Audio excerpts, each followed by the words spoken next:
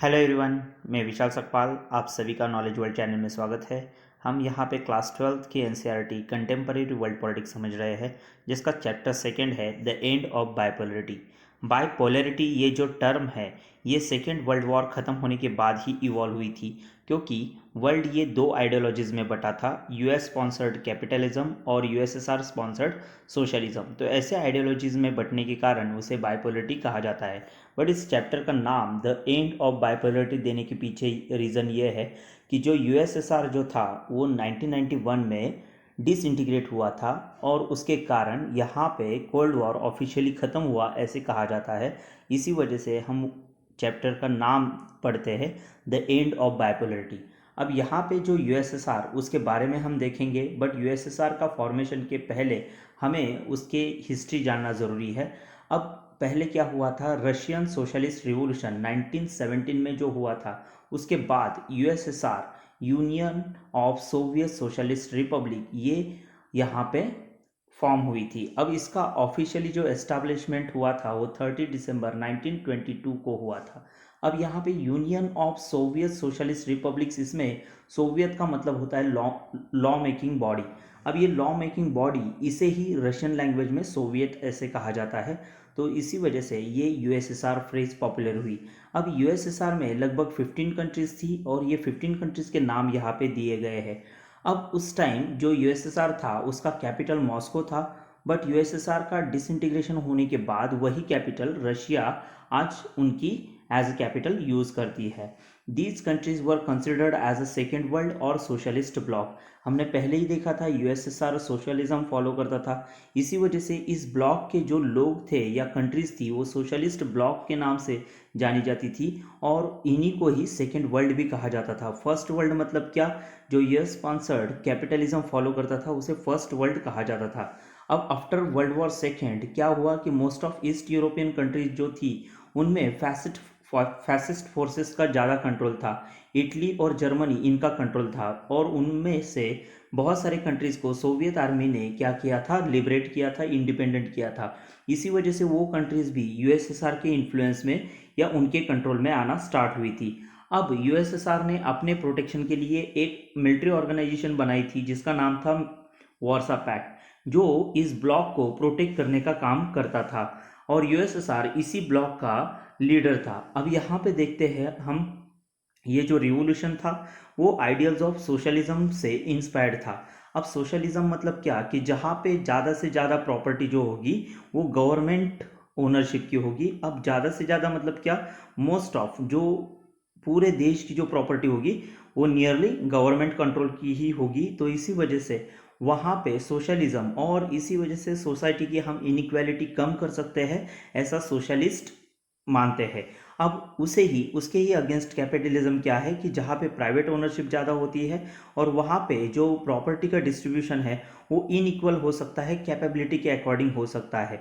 अब इसी वजह से जब इंडस्ट्रियल रिवॉल्यूशन जब हुआ था उसके बाद सोसाइटी में बहुत सारी इनइक्वालिटी बढ़ रही थी। इसे ही देखकर सोशलिज्म ये आइडियोलॉजी वहाँ पे इवॉल्व हुई थी। तो यही आइडियोलॉजी यूएसएसआर अपने कंट्रीज़ में या अपने जो फॉलोअर्स हैं उनके यहाँ पे ये इम्प्लीमेंट करना चाहते थे। अब इस सोशलिज्म का ही पर्पस था ईगलिटेरियन सोसाइटी, कि जहाँ पे क्या होगा, प्राइवेट प्रॉपर्टी को अबोलिश किया जाएगा और सोसाइटी में इक्वलिटी लाने की कोशिश की जाएगी। अब रशियन रिवॉल्यूशन जो 1917 में हुआ था उसके पीछे बहुत बेसिक रीजंस है। इसमें एक रीज़न है कि रशिया की जो इकोनॉमी थी वो most of economy agrarian economy थी, मतलब एग्रीकल्चर बेस्ड इकोनॉमी थी, बट वो इतनी भी डेवलप इकोनॉमी नहीं थी। इसी वजह से वहाँ पे बहुत सारे क्राइसिस रेज होते थे। अब यहाँ पे हाईली टैक्स्ड पीजेंट, मतलब जो फार्मर्स थे वो उतना अर्निंग नहीं करते थे, फिर भी उन पे ज़्यादा टैक्सेस लगाए जाते थे। Dominance of aristocrats and clergy in government और इन एडमिनिस्ट्रेशन। अब यहाँ पे एरिस्टोक्रेट मतलब क्या कि जो हायर क्लास सोसाइटी है उनमें से ही ज़्यादा से ज़्यादा लोग एडमिनिस्ट्रेशन में हुआ करते थे, और जो चर्च के पोप है या फादर्स है उनका ज़्यादा इन्वॉल्वमेंट गवर्नमेंट और एडमिनिस्ट्रेशन में हुआ करता था। इसी वजह से कॉमन पीपल बहुत फ्रस्ट्रेट थी। स्पोरेडिक इंडस्ट्रियल डेवलपमेंट इतना नहीं था, मतलब जैसे हम कैपिटलिज्म देखते हैं या हम जो यूरोपियन कंट्रीज़ है जिसमें यूके यूएस इनका ज़्यादा इन्फ्लुएंस था, वहाँ पे इंडस्ट्रियल डेवलपमेंट बहुत ज़्यादा थी। और इसी वजह से यहाँ पे लोग फ्रस्ट्रेट थे कि हमारे यहाँ पे ये डेवलपमेंट नहीं है, मतलब कहाँ पे, रशिया में। तो इसी वजह से ये रशियन रिवॉल्यूशन का रीज़न बना। Workers of the industries in cities were living in over crowded places, मतलब यहाँ पे हम देखते हैं कि जो थोड़ी बहुत इंडस्ट्री थी, बट उस इंडस्ट्री के लिए जो वर्कर्स थे वो बहुत ओवर क्राउडेड प्लेसेस में रहते थे, जैसे कि स्लम्स में रहते थे और बहुत पुअर कंडीशन में रहते थे।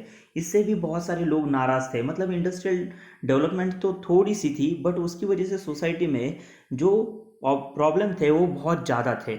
अब उसके आगे हम देखते हैं सोवियत स्टाइल गवर्नमेंट क्या था। सोवियत स्टाइल गवर्नमेंट क्या है?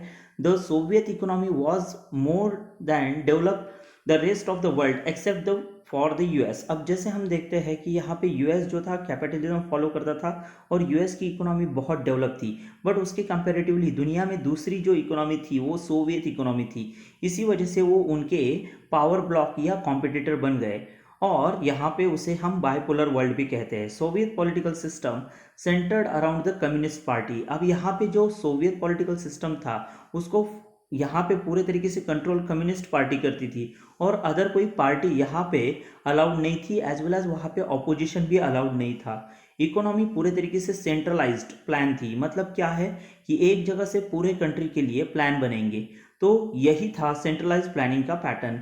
As well as control by the state, मतलब वो जो पूरी इकोनॉमी है उसे कंट्रोल करने का राइट स्टेट के पास ही था। अब यहाँ पे हम देखते हैं जो सोवियत स्टाइल था, मतलब जैसे वहाँ की गवर्नमेंट, उन्होंने कॉम्प्लेक्स कम्युनिकेशन नेटवर्क वहाँ पे डेवलप किया था।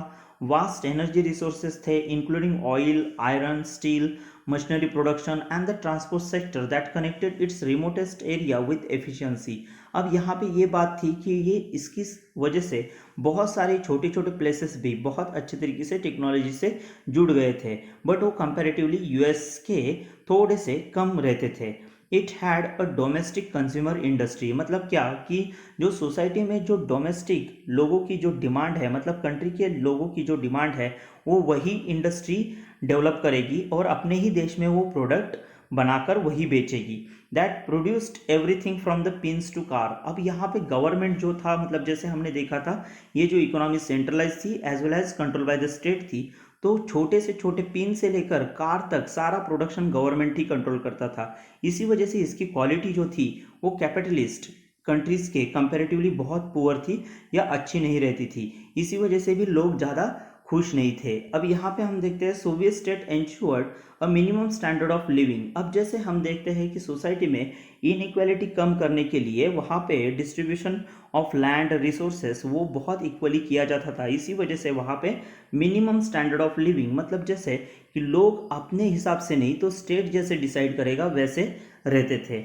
अब यहाँ पे देखते हैं government subsidise basic necessity including health, education, child care, other welfare schemes. जैसे आज भी देखते हैं बहुत सारी कंट्रीज़ में हेल्थ एजुकेशन जो पॉलिसीज होती है वो गवर्नमेंट ने सब्सिडी दिए हुए होते हैं। मतलब जैसे इंडिया में देखते हैं गवर्नमेंट स्कूल्स या गवर्नमेंट हॉस्पिटल्स, वहाँ पे बहुत सस्ते में हमें फैसिलिटीज़ मिलती है, बट वो सस्ते में मिलने के पीछे ये होता है कि वहाँ पे गवर्नमेंट वहाँ पे फंडिंग करता रहता है। बट इंडिया में भी हम देखते हैं कि जैसे ये जो गवर्नमेंट हॉस्पिटल्स या स्कूल्स है वो इतने अच्छे क्वालिटी के नहीं रहते, क्योंकि वहाँ पे जो पब्लिक फंड है वो पूरे तरीके से यूटिलाइज नहीं हो पाता।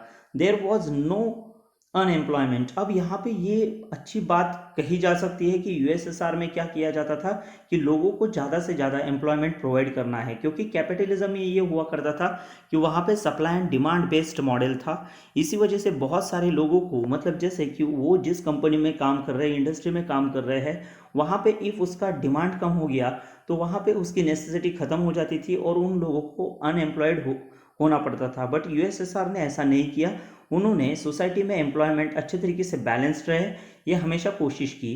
लैंड एंड प्रोडक्टिव असेट जो थी उसको पूरे तरीके से गवर्नमेंट ओन करती थी, एज वेल एज उसे कंट्रोल भी सोवियत स्टेट ही करता था।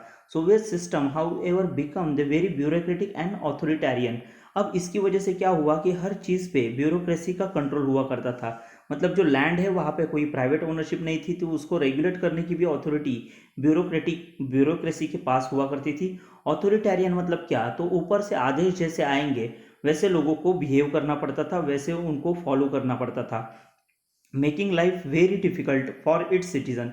इसकी वजह से लोगों की बहुत सारी परेशानियां बढ़ती थी, क्योंकि गवर्नमेंट जैसे बताएगा उसके ही अकॉर्डिंग आपको फॉलो करना है। मतलब जैसे आज हम एग्जांपल देखते हैं नॉर्थ कोरिया में, ये ऑथोरिटेरियन है, जहाँ पे क्या होता है कि बहुत सारे लोगों को, मतलब जैसे गवर्नमेंट डिसाइड करता है कि उनका हेयर कट क्या होगा, उनके घरों के कलर क्या होंगे, उनका लोगों का मतलब कपड़े कैसे होंगे, तो ये सब गवर्नमेंट डिसाइड करेगा। इसी वजह से लोग क्या होते हैं, परेशान हो जाते हैं। लैक ऑफ डेमोक्रेसी, डेमोक्रेसी नहीं थी, इलेक्शन प्रोसेस नहीं था, absence of freedom of speech. अब मतलब आप पूरे तरीके से आप फ्रीली नहीं बोल सकते, गवर्नमेंट के खिलाफ नहीं बोल सकते। तो बहुत सारे लोग ऐसे जो परेशान हुआ करते थे, वो अपने जोक्स या कार्टून से गवर्नमेंट के खिलाफ अपनी आवाज़ उठाते थे। Soviet state needed reform in following areas. Communist party, अब यहाँ पे हम देखते हैं कि कौन से एरियाज में रिफॉर्म्स ज़रूरी थी। Communist party of the Soviet union had tight control over all institution. अब यहाँ पे इतना उनका टाइट कंट्रोल हुआ करता था, बट वहाँ पे जो इंस्टीट्यूशन थे वो पीपल को अकाउंटेबल नहीं थे। मतलब लोगों ने पूछे हुए क्वेश्चंस के वो आंसर देने के लिए आंसरेबल नहीं थे। जैसे आज हम देखते हैं कि गवर्नमेंट जो बॉडीज़ होती है वहाँ पे बहुत सारे ब्यूरोक्रेट्स ऐसे ही बिहेव करते हैं, वो अनअकाउंटेबल रहते थे। बट आप कहीं पे प्राइवेट जगह पे जाओ तो वहाँ पे वो बहुत अच्छे तरीके से आपको ट्रीटमेंट देने की कोशिश करते हैं। तो ये सोवियत स्टेट में नहीं हुआ करता था। The party refuse to recognise the urge of people in the 15 different republics. मतलब कहने के लिए ये यूएसएसआर 15 कंट्रीज का था, बट यहाँ पे ज़्यादा से ज़्यादा जो पावर थी वो रशिया के पास हुआ करती थी, और सारे जो कंट्रीज़ है उनकी इच्छाएं यहाँ पे पूरी नहीं होती थी। इवन उनके कल्चरल अफेयर्स में उनको कोई फ्रीडम भी ज़्यादा नहीं मिलता था। रशिया डोमिनेटेड एवरीथिंग, जो हमने अभी बात की। People from the region felt the neglected and the often suppressed. अब इसी वजह से ऐसे हुआ करता था कि 15 कंट्रीज तो बनी हुई है, बट यहाँ पे कोई इनको फ्रीडम नहीं था, और इसी वजह से ये ज़्यादा परेशान हुआ करता थे। इसमें कुछ वीकनेसेस थे सोवियत सिस्टम में। वो वीकनेसेस क्या थे, तो सोवियत यूनियन की जो टेक्नोलॉजी थी वो वेस्ट के कंपेयर में बहुत पीछे रहने लगी थी। मतलब जैसे वेस्ट में टेक्नोलॉजी बहुत कॉम्पिटिटिव थी, वहाँ पे प्राइवेटाइजेशन था, इसी वजह से वहाँ पे डेवलपमेंट का स्कोप ज़्यादा हुआ करता था। इसी वजह से वहाँ की टेक्नोलॉजी बहुत ज़्यादा प्रोग्रेसिव थी। इंफ्रास्ट्रक्चर एज वेल एज उनकी most importantly in fulfilling the political और economic aspiration of citizen.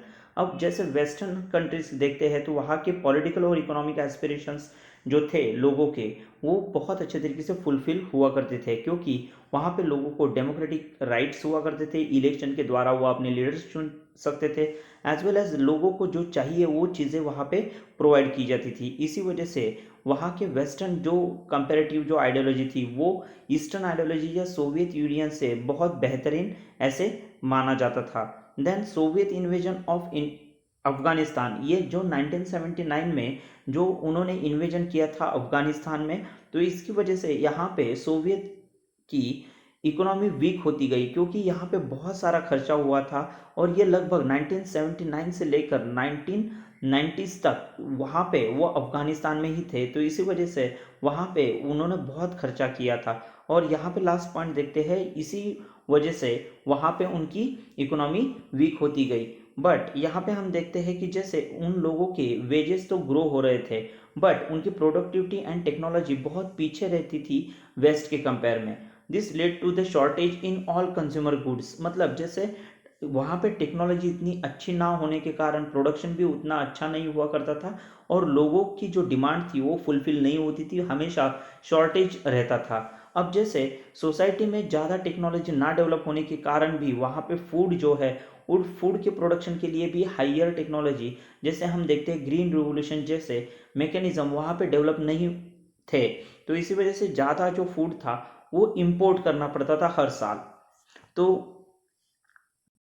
Berlin wall जो इशू है वो सोवियत सिस्टम का डिसइंटीग्रेशन में बहुत बड़ा इवेंट माना जाता है। बट उसके पहले हमें इसकी हिस्ट्री देखनी पड़ेगी। वर्ल्ड वॉर जैसे ख़त्म हुआ था तो उसके बाद जर्मनी ने क्या किया था, यहाँ पे अनकंडीशनल सरेंडर किया था ऑन 8 मई 1945 को। बट पोट्सडैम कॉन्फ्रेंस, अब ये पोट्सडैम जो है वो पोट्सडैम जर्मनी में एक प्लेस है, वहाँ पे एक कॉन्फ्रेंस हुई थी 17 जुलाई से लेकर 2 अगस्त 1945 में। अब ये जो कॉन्फ्रेंस हुई थी उसमें इन्होंने, मतलब ये जो चार मेजर पावर्स थे, US, UK,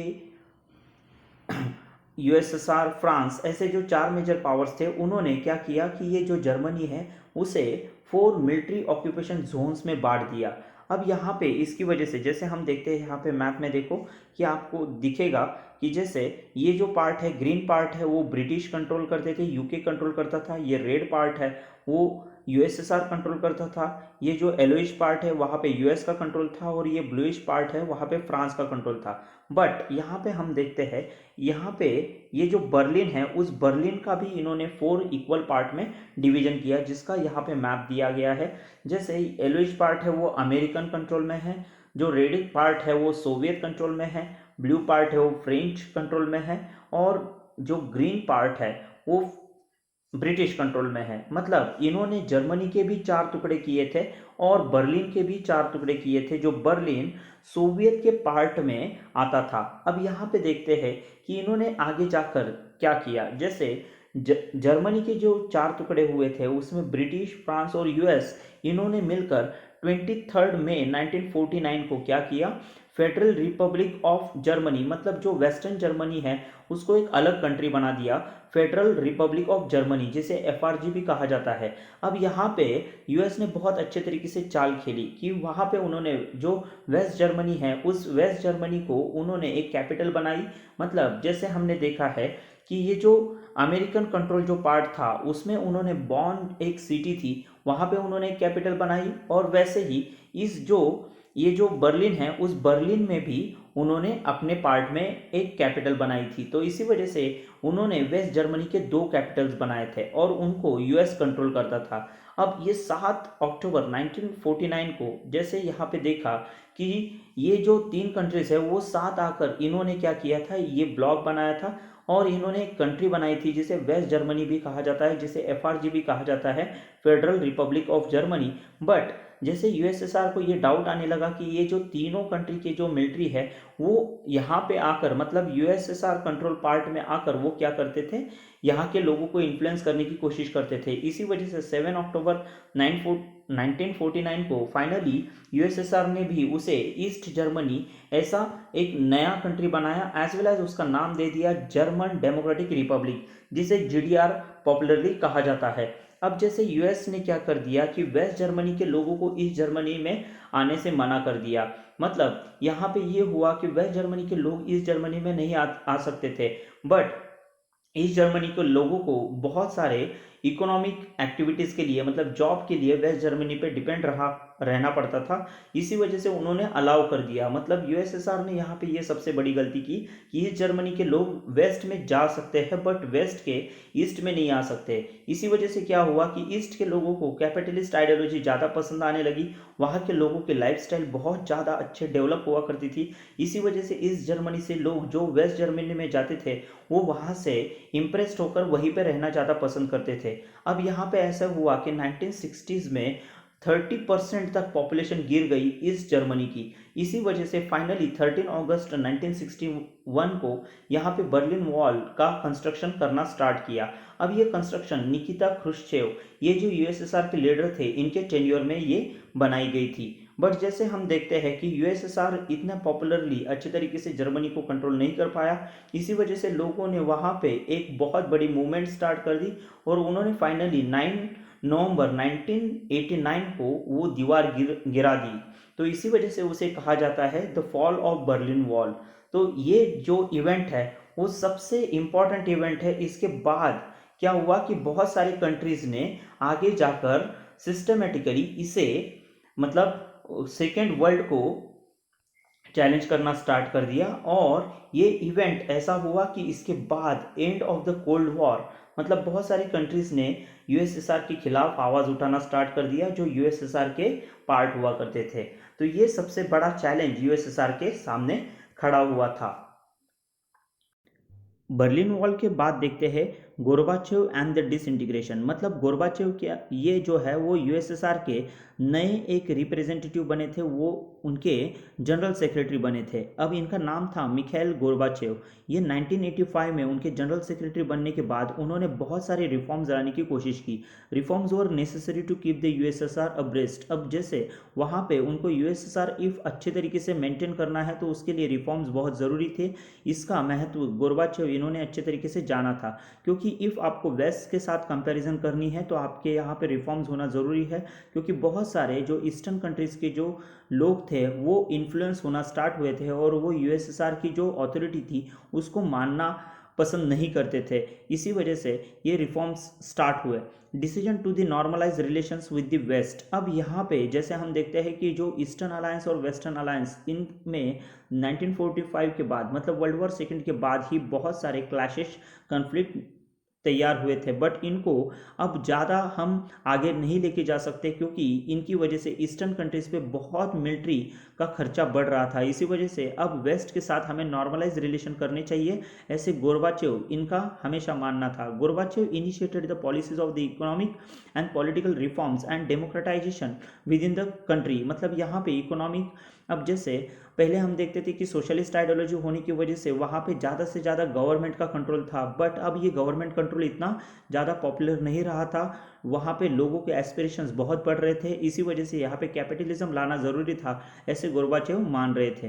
as well as political reform, क्यों? क्योंकि वहाँ पे लोगों को अपनी चॉइस होनी चाहिए और इसकी वजह से लोगों का गवर्नमेंट पे भरोसा बढ़ेगा, ऐसा गोर्बाचेव हमेशा चाहते थे।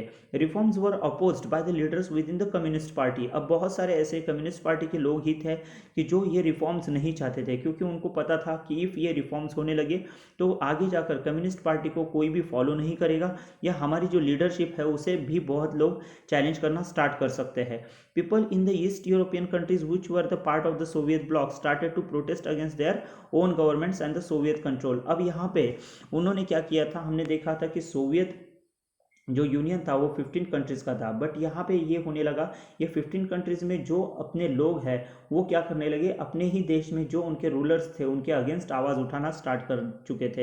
एज वेल एज उन्होंने सोवियत यूनियन के खिलाफ भी आवाज़ उठाना स्टार्ट कर दिया था। अब पहले हमने देखा था पहले चैप्टर में कि जैसे कोल्ड वॉर एरा के दौरान की यूएसएसआर के पास उतनी पावर थी वर्ल्ड वॉर सेकेंड खत्म होने के बाद, इसी वजह से उन्होंने बहुत सारी जगह पे जो गवर्नमेंट के खिलाफ आवाज़ उठाते थे उनको कंट्रोल करने के लिए वहाँ पे यूएसएसआर क्या करती थी, वहाँ के लोगों की मूवमेंट जो है उसे सप्रेस करती थी। जैसे हमने एग्जाम्पल देखा था कि 1956 में हंगेरी में जैसे हुआ था, 1958 में हमने देखा था कि जैसे चेकोस्लोवाकिया में हुआ था, एज वेल एज हमने देखा 1979 में जैसे अफगानिस्तान में इन्वेजन हुआ, तो उस दौरान भी लोगों मतलब वहाँ पे यूएसएसआर ने जाकर क्या किया था, लोगों को कंट्रोल करना स्टार्ट किया था। बट अब यूएसएसआर की इकोनॉमी इतनी पावरफुल नहीं रही थी, इसी वजह से उन्होंने अब ये जो वहाँ पे जो हो रहा है उसको वैसे ही वो देखते रहे और उन्होंने ज़्यादा इन्वॉल्वमेंट नहीं दिखाई। तो ये यूएसएसआर डिसइंटीग्रेट होने के पीछे भी एक बहुत बड़ा रीज़न है कि बहुत सारे कंट्रीज़ में अपराइजिंग होने लगी, वहाँ के लोकल गवर्नमेंट्स के खिलाफ आवाज़ उठाई जाने लगी और उसके खिलाफ यूएसएसआर कुछ नहीं कर पाया, उसको सिर्फ देखना पड़ा, यही वहाँ पे इशू हुआ था। अब ये जो बर्लिन वॉल का जो फॉल है उसके बाद ये मूवमेंट इतनी जल्दी बढ़ने लगी कि यूएसएसआर में आगे जाकर डिसइंटीग्रेशन होने लगा। 1991 में फाइनली कम्युनिस्ट पार्टी के जो लोग थे उन्होंने मतलब जो चाहते थे कि ये रिफॉर्म्स ना हो, उन्होंने भी कूप करने की कोशिश की, मतलब गोर्बाचेव इनकी गवर्नमेंट हटाने की कोशिश की, बट ये नहीं हो पाया क्योंकि वहाँ पे लोग अब फ्रीडम को अच्छे तरीके से आजमा चुके थे, वहाँ पे लोग फ्रीडम को पसंद करना स्टार्ट कर चुके थे। इसी वजह से उन्होंने old style of the communist party rule ये नहीं चाहते थे। बट बोरिस एल्सिन जो है उन्होंने ये जो कूप हुआ था जो कम्युनिस्ट पार्टी के हार्डलाइनर्स ने किया था उसको रोकने में बहुत अच्छी कामयाबी पाई थी और वो आगे जाकर एक नेशनल हीरो भी बन गए थे। मतलब हम देखते हैं कि वो बोरिस एल्सिन आगे जाकर वो लीडर भी बने थे यूएसएसआर के। Power began to shift from the Soviet centre to the republics, मतलब जैसे हमने देखा था कि रशिया ही पूरे तरीके से कंट्रोल कर रही थी, बट अब यहाँ पे ऐसा होने लगा कि जो सोवियत सेंटर्स जो है उनकी जो पावर है वो अब हर एक कंट्री के पास जाने लगी और वहाँ पे हर एक कंट्री अपना एक इंडिपेंडेंस वहाँ पे एंजॉय करने लगी। सेंट्रल एशियन रिपब्लिक्स जो थी, मतलब जैसे आज हम उन्हें जो CAR जो है सेंट्रल एशियन रिपब्लिक्स, उनमें 5 कंट्रीज आती है, Uzbekistan, Tajikistan, Turkmenistan, Kyrgyzstan, Kazakhstan. ये जो कंट्रीज़ है वो यहाँ पे इंडिपेंडेंस नहीं चाहती थी, क्योंकि उनको यहाँ पे बहुत सारे ट्राइब्स हुआ करते थे, और ये ट्राइब्स मतलब जैसे ये इंडिपेंडेंट हो जाएगी तो उनका सोशल स्ट्रक्चर पूरे तरीके से डिस्टर्ब होगा। इसी वजह से वो हमेशा सोवियत फेडरेशन की ही अथॉरिटी मानना चाहते थे या उसके ही कंट्रोल में रहना चाहते थे। बट यहाँ पे आगे जाकर ये से देखा कि दिसंबर 1991 में जैसे यहाँ पे सोवियत यूनियन पूरे तरीके से डिसबैंड हो गई, मतलब उन्होंने कोल्ड वॉर ख़त्म हुआ ऐसा डिक्लेयर भी किया था। Communist party of the Soviet union was banned, ये बंद की गई थी। कैपिटलिज्म एंड डेमोक्रेसी को एडॉप्ट किया गया था, जैसे गोरबाचोव चाहते थे। डिक्लेरेशन ऑफ द USSR, ये जो था डिसइंटीग्रेशन हो गया था, और उसके बाद यहाँ पे एक नया ऑर्गेनाइजेशन एस्टेब्लिश हुआ जिसका नाम था Commonwealth of Independent States, came as a surprise to the other republics. अब यहाँ पे ये हुआ कि USSR खत्म हुआ, बट 1991 में हम देखते हैं कि यहाँ पे दूसरा ऑर्गेनाइजेशन एस्टेब्लिश हुआ, उसका नाम था कॉमनवेल्थ ऑफ इंडिपेंडेंट स्टेट्स, जो 1991 में ही एस्टेब्लिश हुआ USSR के खत्म होने के बाद। अब जैसे यहाँ पे हम देखते हैं कि जो सोवियत यूनियन की जो कंट्रीज़ थी, तो वो सोवियत यूनियन की कंट्रीज़ अब यहाँ पे जैसे देखते हैं तो उसमें से most of countries founder countries थी, फाउंडर कंट्रीज़ या फाउंडिंग मेंबर्स थे CIS के। Armenia, Azerbaijan, Belarus, Kazakhstan, Kyrgyzstan, Moldova, Russia, Tajikistan, Uzbekistan, ये 9 मेंबर्स कंट्रीज़ थी। क्योंकि ये जो CIS में ये सेंट्रल एशियन जो कंट्रीज़ थी, वो सेंट्रल एशियन कंट्रीज़ को वहाँ पे फाउंडर मेंबर बना के उनको ये दिखाया कि आप USSR में नहीं हो, बट टेंशन लेने की ज़रूरत नहीं है, आपको यहाँ पे CIS ये ऑर्गेनाइजेशन बहुत अच्छे तरीके से कंट्रोल करेगी। हम यहाँ पे देखते हैं कि रशिया को अब क्या किया गया कि इसका सक्सेसर माना गया। मतलब कैसे, जैसे USSR का डिसइंटीग्रेशन हुआ, तो डिसइंटीग्रेशन होने के बाद रशिया एक पावरफुल कंट्री हुई, और उसने आगे जाकर even UNSC, United nation security council जो है, वहाँ पे USSR का प्लेस उन्होंने वहाँ पे रिप्लेस किया, और वो प्लेस रशिया के पास गया। ऐसा जाने का पीछे ये था कि रशिया के पास बहुत अच्छे तरीके से क्या थी कि न्यूक्लियर बहुत पावर डेवलप होती थी, और वहाँ पे न्यूक्लियर एनर्जी या न्यूक्लियर वेपन्स होने के कारण वो US के कंपैरेटिव पावरफुल थे।